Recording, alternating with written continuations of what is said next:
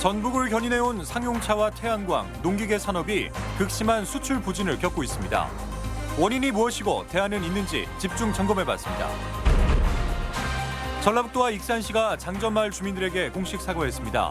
하지만 주민들은 피해 배상 이야기가 없다며 책임 있는 대책을 요구했습니다. 최근 날씨가 추워지고 황사까지 심해지고 있습니다. 내일은 기온이 더 떨어지고 산간에는 눈도 내리겠습니다. 여러분 안녕하십니까? 전주 MBC 뉴스데스크입니다. 오늘은 전북 지역의 산업 이야기로 뉴스를 시작하겠습니다. 전북을 견인해온 이 조선과 자동차 산업이 휘청거릴 때 우리 지역을 떠받쳐온 게 이런 상용차 산업입니다. 그런데 도내 상용차 산업마저 해가 갈수록 침체되면서 극심한 수출 부진까지 겪고 있다고 합니다. 먼저 유령 기자입니다. 전북 상용차 산업의 양대 축 가운데 하나인 현대자동차 전주공장. 지난해부터 조립 라인에 한 대 걸러 한 대씩 차를 올리는 방식으로 생산량을 조절해 왔는데 올해도 마찬가지 상황이 지속되고 있습니다. 타공장 계열사 존출까지 했음에도 불구하고 전반적으로 상황이 좀 나아지지 않고 있는 현실이죠, 지금. 버스는 그나마 주문이 꾸준해 걱정이 덜하지만 트럭은 국내외 주문이 뚝 끊기면서 잔업이나 야근이 중단된 지 오래. 노동자들의 실질 임금 하락도 심각해 노사 모두 고민이 깊습니다. 연말까지 목표는 4만 5천 대로 지난해 4만 7천 대를 이미 포기했고 특히 트럭 부문은 마이너스 10%대의 부진을 예상하고 있습니다. 버스는 소폭 증가했고 트럭은 8%에서 9% 정도 감소했답니다. 경기가 안 좋으면은 신차를 갖다 구매를 잘 안 하려고 하는 그런 경향이 강하잖아요. 군산의 타타 대우 상용차 역시 마찬가지 상황. 지속적인 주문 감소로 급여를 10%나 반납할 정도로 공장 분위기는 침체돼 있습니다. 두 회사를 합산한 전북의 상용차 수출은 3분기까지 전년 대비 마이너스 13%로 부진이 심각합니다. 전문가들은 상용차가 국제 건설 경기나 물류, 유통 경기와 밀접한 관계가 있어 쉽사리 회복될 상황이 아니라고 진단합니다.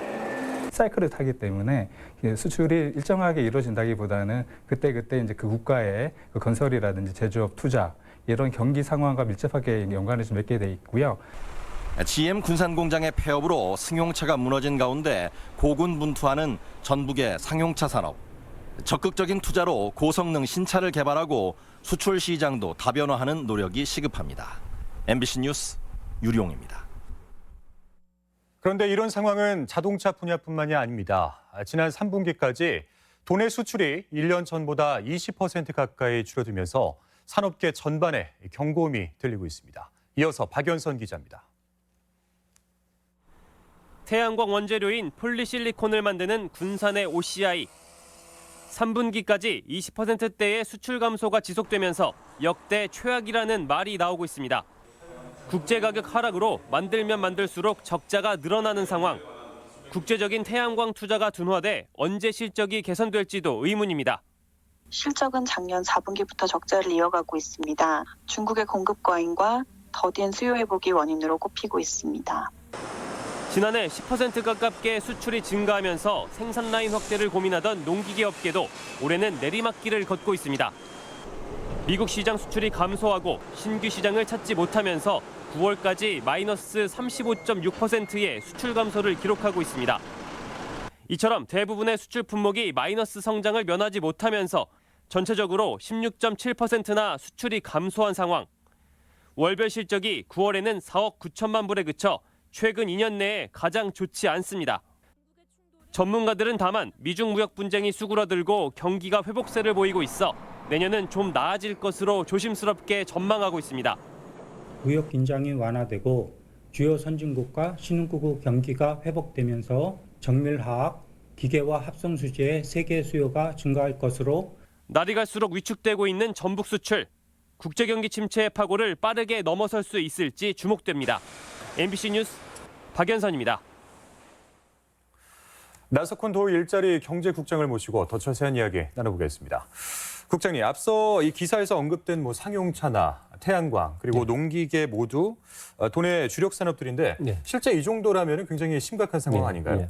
수출이 매우 어려운 상황입니다. 그래서 도내 어떤 수출의 주력 품목이 정밀화학 원료, 자동차, 합성수지, 그다음에 기계부품 중심으로 이렇게 이루어져 있는데 전체적으로 수출이 매우 어려워서 이에 대한 특단의 대책을 준비 중에 있습니다. 그리고 이 전북 수출 같은 경우에는 지난 2011년에는 14조 원 규모였는데 작년에 이게 이제 8조 원대로 그러니까 7년 만에 한 60% 수준으로 급감을 한 거예요. 특별한 이유가 있을까요, 지금?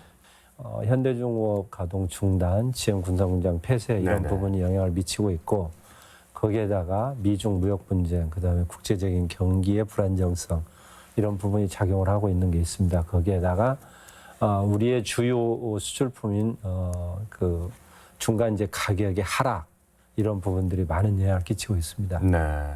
그런데 또 문제는 같은 기간 내에 이 도내 제조업의 수출 의존도가 40%에서 20%로 또 급감을 한 것으로 알고 있는데 사실 수출 확대 없이는 제조업의 활성화도 기대하기가 좀 어렵다고 봐야 되잖아요. 네, 그렇습니다.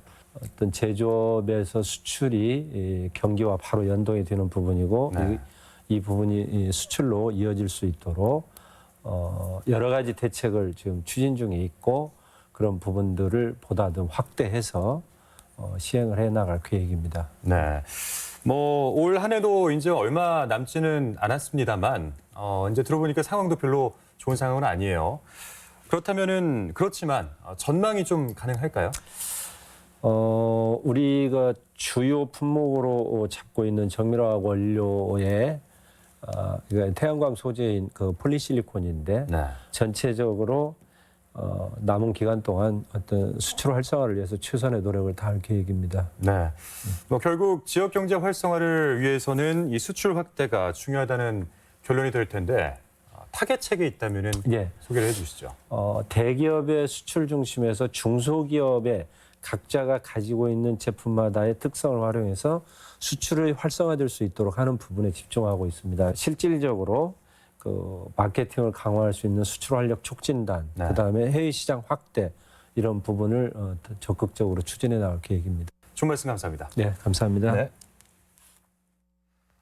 군산 지역 시민단체들은 오늘 전주지방법원 앞에서 신규 발전소 허가 취소를 요구하며 집회를 열었습니다. 시민단체들은 발전 허가를 내준 2015년에 비해 지금은 미세먼지 문제가 생존을 위협할 정도로 심각해졌고 군산에는 이미 12개의 화력발전소가 있다며 법원이 추가 허가를 받아들여서는 안 된다고 주장했습니다. 화력발전업체 측은 산자부 허가를 받았는데 지자체가 건축 허가를 내주지 않는 것은 부당하다며 행정소송을 제기했으며 소송 결과는 모레 20일 결론 지어집니다. 환경부의 장전마을 암 발병 원인 발표 이후 전라북도와 익산시 모두 관리소홀을 인정하면서 공식 사과했습니다. 하지만 주민들은 그 누구도 피해 배상에는 입을 열지 않고 있다며 정부에 책임 있는 대책을 요구했습니다. 송인호 기자입니다. 환경부의 최종 발표 이후 다시 찾은 익산 장전마을은 갑자기 추워진 날씨만큼이나 싸늘했습니다. 정부가 처음으로 역학적 관련성을 공식 인정했다는 기쁨도 잠시. 피해 물질인 연초박을 비료 공장에 넘긴 KTNG는 규정에 맞게 처리를 의뢰했기 때문에 여전히 책임질 수 없다는 입장입니다. 환경부, 전북도, 익산시 역시 관리 부실은 인정하지만 법적 절차 없이 주민들에게 직접 피해 배상은 어렵다는 입장입니다. 사죄를 하면 뭡니까? 사죄에 따른 대책이 없는데 그리고 서로 자기들끼리 미루는 어떤 핑퐁 게임하는 환경부는 역학관계가 인정되기 때문에 피해자 구제 제도를 시행하겠다는 입장이지만 주민들은 치료비 본인 부담금 정도를 되돌려주는 수준이라며 반대 입장을 분명히 했습니다.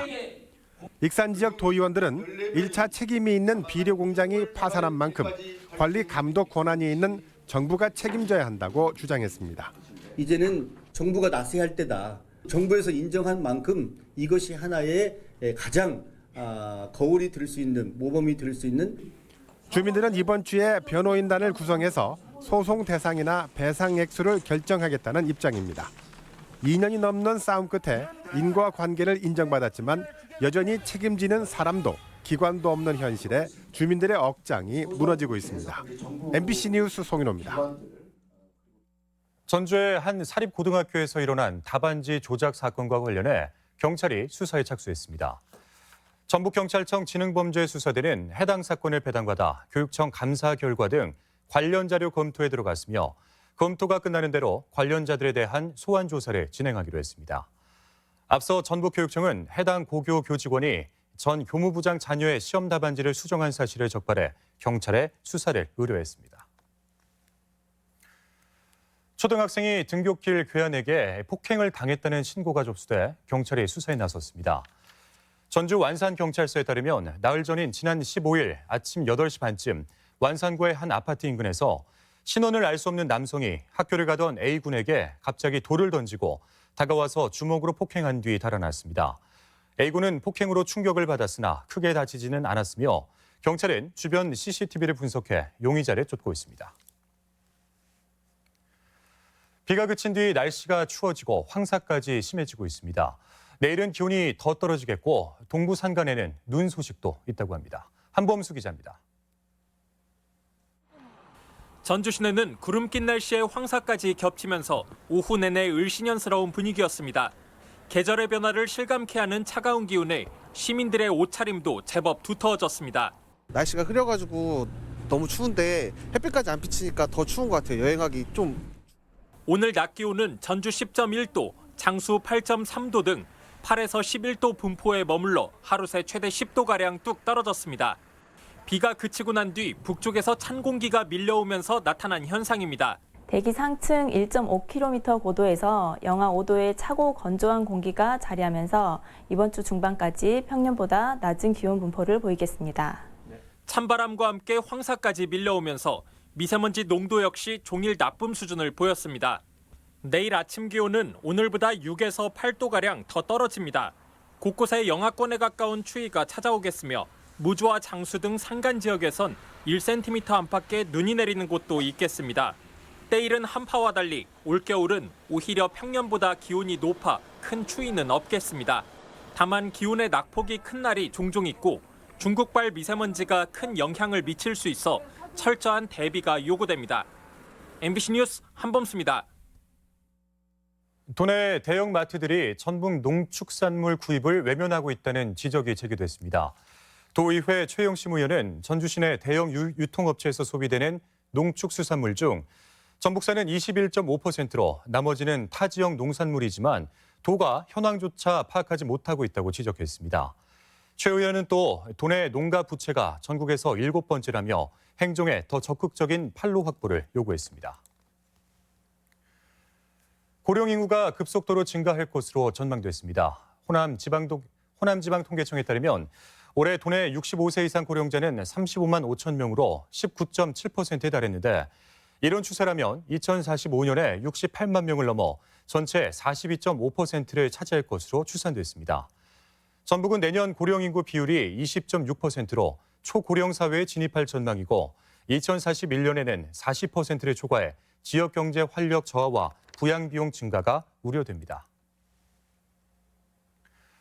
정의당 공공보건의료대학 특별위원회는 국회에서 기자회견을 열고 현재 국회에 계류 중인 국립공공보건의료대학 설립 법안의 조속한 통과를 촉구했습니다. 정의당은 서남대 폐교로 49명의 의사 정원을 확보한 만큼 정부와 국회가 공공의료 인력 양성을 위한 계획을 조속히 실현해야 한다고 주장했습니다. 김승환 전북교육감은 우리 사회에 혐오 표현이 뿌리 깊다며 이를 바꿔나가야 한다고 밝혔습니다.